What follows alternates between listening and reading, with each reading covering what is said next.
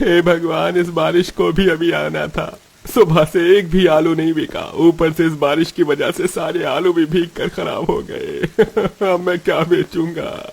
बारिश में भीगता हुआ सुनील अपने आलू के ठेले को लेकर घर लौट रहा होता है कि तभी रास्ते में पानी से भरे एक गड्ढे में सुनील का पैर फंस जाता है, जिसके चलते सुनील के पैर में काफी गहरी चोट लगती है।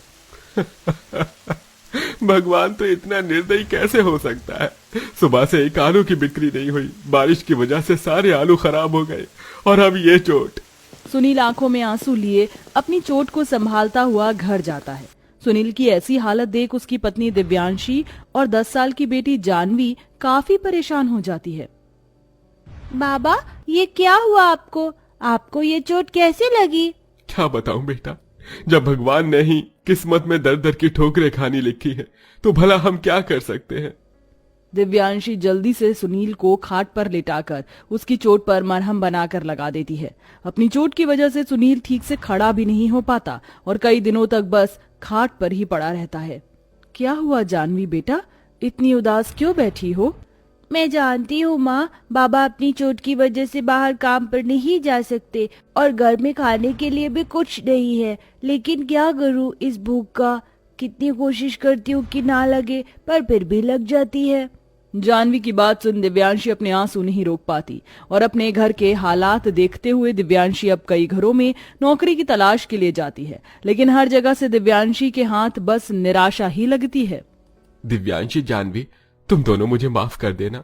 अपनी इस चोट की वजह से मैं ठीक से उठ भी नहीं पा रहा हूँ और ना ही तुम लोगों का पेट भर पा रहा हूँ।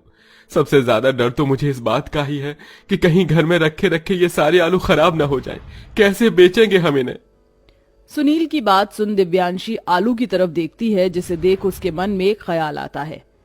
अगर बाजार में हम सिर्फ आलू बेचने के लिए जाएंगे तो महंगाई की वजह से ज्यादा बिक्री नहीं होगी, और अगर आलू बारिश में भीग गए तो हमारा बहुत नुकसान होगा। इसलिए मैं सोच रही थी क्यों ना हम इन आलू के समोसे बनाकर बेचें। बारिश का भी मौसम है और लोगों को तो बारिश के मौसम में पकौड़े समोसे खाना काफी पसंद होता है। आप ठीक कह रही हो माँ, मेरे स्कूल के बाहर भी एक अंकल रोज समोसे कचौरी का ठेला लगाते हैं।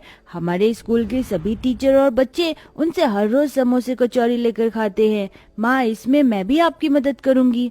दिव्यांशी का आइडिया सुनील को भी काफी पसंद आता है, जिसके बाद दिव्यांशी अपने पैरों में पड़ी चांदी की पायल को ले जाकर सुनार की दुकान पर गिरवी रख उससे मिलने वाले पैसों से समोसे और साथ में चाय बनाने का सारा सामान ले आती है और अगले ही दिन अपनी बेटी के साथ ठेले पर चाय समोसा बनाने का सारा सामान रख बाजार चली जाती है। चाय ले लो, चाय, गर्मा गर्म अदरक इलायची वाली चाय ले लो। आइए आइए और बारिश के मौसम में गर्मा गर्म चटपटे समोसे खाइए। एक समोसा सिर्फ 5 रुपए का। एक समोसा और एक कप चाय लगाना। ये लीजिए आपके 2 समोसे और चाय। जहां माँ समोसे और चाय बनाने का काम करती, वहीं बेटी चाय समोसे के ठेले पर आ रहे लोगों को चाय समोसे सर्व करती। ऐसे ही कुछ दिन गुजर जाते हैं और दोनों माँ बेटी की बारिश के मौसम में चाय समोसे बेचकर काफी अच्छी कमाई होने लगती है। भगवान का लाख लाख शुक्र है कि जितना सोचा था उससे अच्छी कमाई हो रही है। चाय समोसे के काम से अगर भगवान ने चाहा तो जल्दी हमारी किस्मत बदल जाएगी। दोनों माँ बेटी चाय समोसे बेचते हुए आपस में बात कर रही होती हैं कि तभी अचानक मौसम का रुख बदलता है और आसमान में काले घने बादल छा जाते हैं। इसी के साथ तेज हवाएं भी चलने लगती हैं। माँ, लगता है बहुत जोरों की बारिश होने वाली है। बेटा, मैंने ठेले के नीचे एक तिरपाल रखा है, जल्दी से दे वरना बारिश में भीगकर सारी चाय और समोसे खराब हो जाएंगे। दिव्यांशी जल्दी से अपने चाय समोसे के ठेले पर तिरपाल बांध देती है और थोड़ी देर में घमासान बारिश शुरू हो जाती है।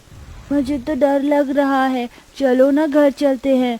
दोनों माँ बेटी अपने चाय समोसे का ठेला लेकर घर की तरफ जा रही होती हैं कि तभी बारिश इतनी तेज बढ़ जाती है कि उनका तिरपाल भी बारिश रोक नहीं पाता, जिसके चलते अब सारा बारिश का पानी उनके समोसे और चाय पर आ गिरता है और देखते ही देखते सब कुछ खराब हो जाता है। हे भगवान, ये क्या हो गया? आज तो ठीक से बिक्री भी नहीं हुई थी और सारी चाय समोसे बर्बाद हो गए। दिव्यांशी जानवी आंखों में आंसू लिए जैसे तैसे करके घर पहुंचती हैं और अगले दिन चाय समोसे बेचने के लिए फिर से निकलती हैं, लेकिन इस बार बारिश से उनकी चाय और समोसे खराब ना हो इसलिए वो ठेले के चारों तरफ अच्छे से पन्नी बांध देती हैं। हे भगवान, कल तो इतना नुकसान हो गया, लेकिन आज कुछ नुकसान ना हो।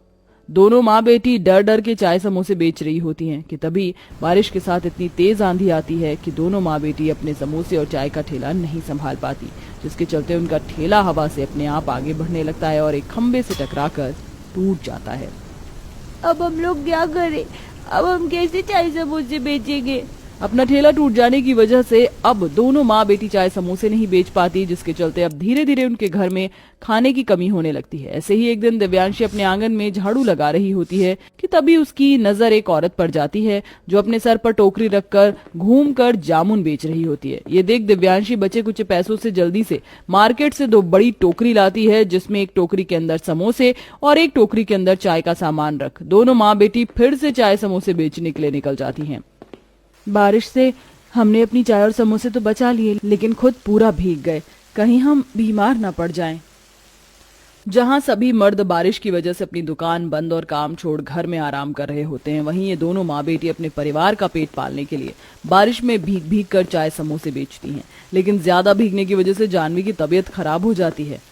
आचू, आचू, आचू। हे भगवान, बेटा तुझे तो बहुत तेज बुखार है। ऐसी हालत में तुझे अकेला छोड़कर मैं कैसे जाऊं?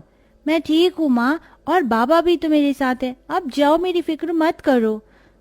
अब जब जानवी बीमार होती है तो दिव्यांशी खुद अकेले चाय समोसे बेचती है, वहीं जब दिव्यांशी बीमार होती तो जानवी अकेले जाकर चाय समोसे बेचती, और ऐसे ही कई दिन गुजर जाते हैं। जानवी चाय समोसे बेच रही होती कि तभी उसकी नजर एक रेलवे स्टेशन पर जाती है जहाँ काफी सारे लोग होते हैं। इतनी भीड़ देख जानवी दौड़ते दौड़ते अपनी माँ के पास जाती है। माँ, रेलवे और बस स्टैंड पर लोगों की काफी भीड़ है, तो क्यों ना हम लोग वहाँ पर अपने चाय समोसे बेचे, और हम तो वहाँ बारिश में भी नहीं भीगेंगे। जानवी की बात सुन दिव्यांशी बहुत खुश होती है, जिसके बाद अब दोनों माँ बेटी अगले दिन से सड़कों पर घूम घूम कर चाय समोसे बेचने की बजाय रेलवे स्टेशन और बस स्टैंड पर चाय समोसे बेचती हैं, और उनकी ये तरकीब काम भी आती है। सभी लोगों को उनके समोसे और चाय काफी पसंद आते हैं। बहन जी, गर्मा गर्म समोसे और 5 गिलास चाय पैक कर दीजिए। अरे मुझे भी 3 समोसे और 3 गिलास चाय दे दीजिए, और हाँ, साथ में वो तली हुई हरी मिर्च भी जरूर देना।